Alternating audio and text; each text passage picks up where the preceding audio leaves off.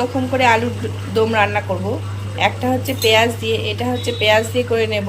এখানে হচ্ছে আমি নিরামিষ আলুর দম বসিয়ে দিয়েছি, যেটা অন্য ভিডিওতে আমি দেখিয়েছি যে কেমন করে নিরামিষ আলুর দম রান্না করে। সবাই জানে, তবুও আমি কেমন করে করি সেটা আমি এখানে দেখিয়েছি। ভালো লাগে like, comment, share and subscribe করে দিও প্লিজ।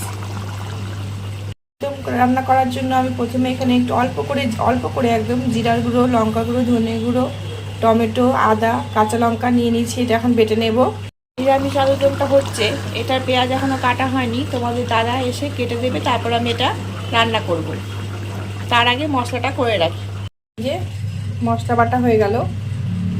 মটরশুঁটি নিরামিষটার মধ্যে দিয়ে দিয়েছি আর অল্প রেখেছি এটার মধ্যে। আমার মেয়ে অত মটরশুঁটি ভালোবাসে না, তবুও মটরশুঁটি না দিলে ভালো লাগে না অত খেতে, তার জন্য মটরশুঁটি দেবো। আমি খাই মটরশুঁটি, আমারও অত মেয়ের মতোই, আমিও মটরশুঁটি অত ভালোবাসি না।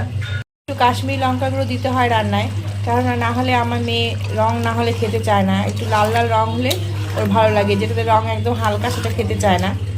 এই জন্য আমি কাশ্মীরি লঙ্কা গুঁড়ো নিয়ে আসি, নিয়ে এসে তাহলে শুকনো লঙ্কা গুঁড়োটা কম দিলে হয়ে যায়, নাহলে শুকনো লঙ্কার গুঁড়ো আবার বেশি করলে ঝাল হয়ে যায়, আর এটা ঝাল হয় না লঙ্কার গুঁড়োটা, যার জন্য এই কাশ্মীরি লঙ্কার গুঁড়োটা আমি দিয়ে দিই রান্নায়।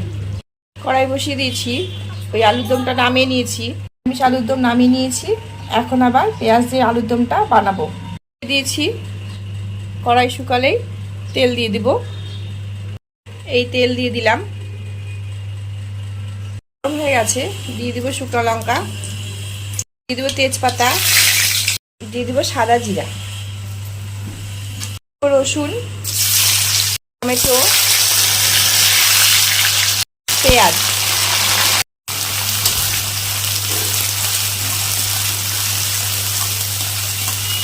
দেব স্বাদ অনুসারে লবণ, হলুদ, দুটো কাঁচা লঙ্কা দিয়ে পেঁয়াজটাকে এখন ভালো মতো ভাজা হয়ে গেলে দিয়ে দিব মশলা।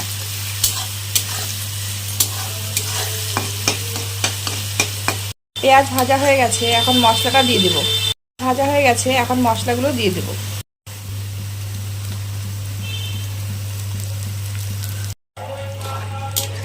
মশলাটা ভালো মতো এখন কষিয়ে নেব। লবণ দেওয়া আছে, তাই এখানে আমি অল্পই লবণ দেব।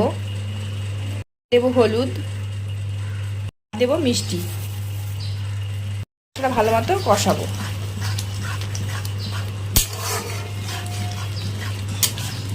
কষানো হয়ে গেলে দিয়ে দিব মটরশুঁটি, দিয়ে দিব মটরশুঁটি।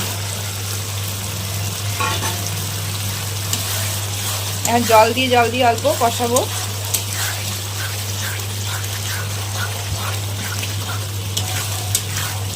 একটু জল দিয়ে দিব।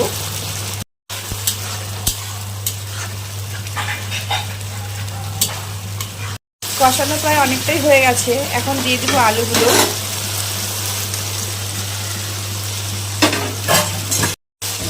আলু দিয়ে এখন আবার ভালো মতো কষে নেব। একটু জল দিয়ে দিই, জল দিয়ে এখন ভালো মতো আবার কষিয়ে নেব। এবার কষানো হয়ে গেলে ঝোল দিয়ে দিব, মানে জল দিয়ে দেব। কষানো হয়ে গেছে, আমার আর মেয়ের জন্য অল্প তুলে রাখবো এরকম কষা কষা।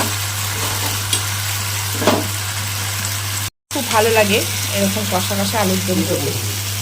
আলু একদম কষে গেছে, এখন দিয়ে দিব জল। দিলাম জল, ঝোল ফুটলে নামিয়ে দেব। আছে দিয়ে দিলাম গরম মশলা, হয়ে গেছে, অফ করে দিলাম।